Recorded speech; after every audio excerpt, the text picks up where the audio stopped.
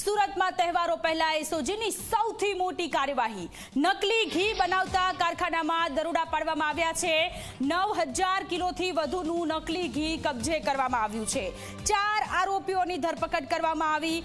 અમરોલી વિસ્તારમાં 3 જગ્યાએ અલગ 3 જગ્યાએ દરોડા પડ્યા છે। કેટરિંગ, કરિયાણાની દુકાન અને ડેરીમાં ઘીનું ચેકિંગ થયું છે। 250 થી 350 રૂપિયા પ્રતિ કિલોના ભાવે વેચાણ કરતા હતા।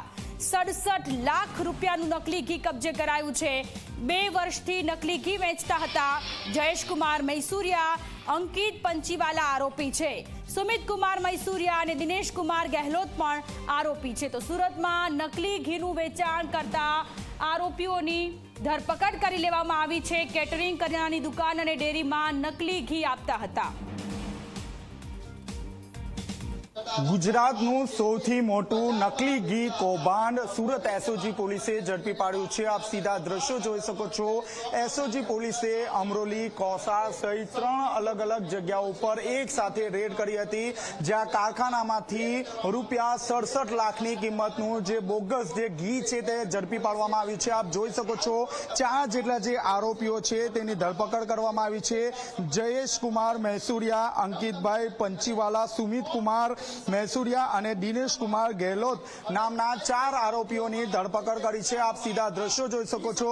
રિધમ ઘી અલગ જે બ્રાન્ડની જે ઘી છે તે કેટરિંગના, કરિયાણાની દુકાન અને જે સ્લમ એરિયા છે તે સ્લમ એરિયામાં આ જે ઘીનું જે વેચાણ છે તે કરવામાં આવતું હતું। ખાસ કરીને 250 થી લઈને 600 સુધીની જે કિંમત છે તે આ નબીરાઓ દ્વારા વસૂલવામાં આવતા હતા। ક્યાંક ને ક્યાંક જે લોકોના સ્વાસ્થ્ય સાથે જે ચેડા છે તે ચેડા કરવામાં આવતું હતું। હાલ તો પોલીસે 9919 કિલોની જે ઘી છે તે ઘીનો જથ્થો ઝડપી પાડવામાં આવ્યો છે। આ સાથોસાથ અન્ય જે મટીરિયલ્સ મળીને 1,20 લાખનો જે મુદ્દામાલ છે તે કબજે કરવામાં આવ્યો છે। આપ જોઈ શકો છો વનસ્પતિના ઘીની સાથે જે સુગંધ માટે જે કેમિકલ છે તે કેમિકલનો ઉપયોગ કરવામાં આવતા હતા અને ત્યારબાદ જે અલગ જે પેકિંગ છે તે પેકિંગ તૈયાર કરવામાં આવતું હતું। આપ જોઈ શકો છો અલગ જે પેકિંગ છે તે અહીં તૈયાર કરવામાં આવતું હતું અને બાદમાં આ જે પેકિંગ છે તે અલગ ચીઝ આવું જેનું ડુપ્લિકેટિંગ કરે છે એના માટેની સ્પેશિયલ ડ્રાઈવ હતી।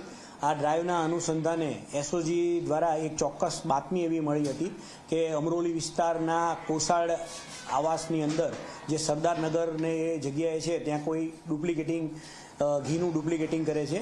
એના અનુસંધાને એસઓજી દ્વારા રેડ કરવામાં આવી। જે રેડની અંદર માધવ ડેરી પ્રોડક્ટ નામની એક કંપની બનાવી એની આડની અંદર અલગ નામથી ઘીનું બોગસ પેકેજિંગ કરી અને માર્કેટમાં વેચતા હતા। એના દ્વારા અમે વધારે પૂછપરછ કરતા અમને એવું જાણવા મળ્યું કે કોસાડની અંદર જ બીજું ઈવા ઈબ્રો કરીને છે ત્યાં કોસાડની અંદર જ ત્યાં બીજી જગ્યાએ તુરંત અમે રેડ કરી તો ત્યાંથી પણ મોટા પ્રમાણમાં મોટા જથ્થાની અંદર એક ફેક્ટરી પકડી આવી।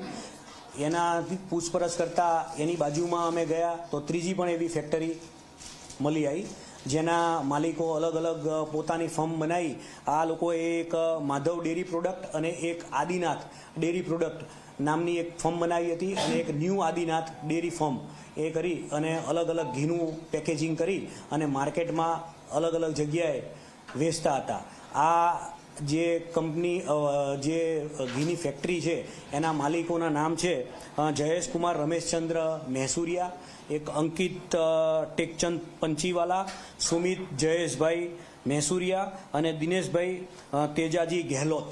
આ જે અગાઉ આ લોકોના અમે પૂછપરછ વધુ કરી તો એ લોકો ડીસાના વતની છે અને ડીસાથી જ આ વસ્તુ આ લોકો શીખીને આવ્યા હતા અને છેલ્લા 2 વર્ષથી આ કામની અંદર આ લોકો કાર્યરત હતા। ત્રણેય જે ફેક્ટરી છે ત્યાં મશીનરી કેવી હતી, ક્યાં વેચતા હતા?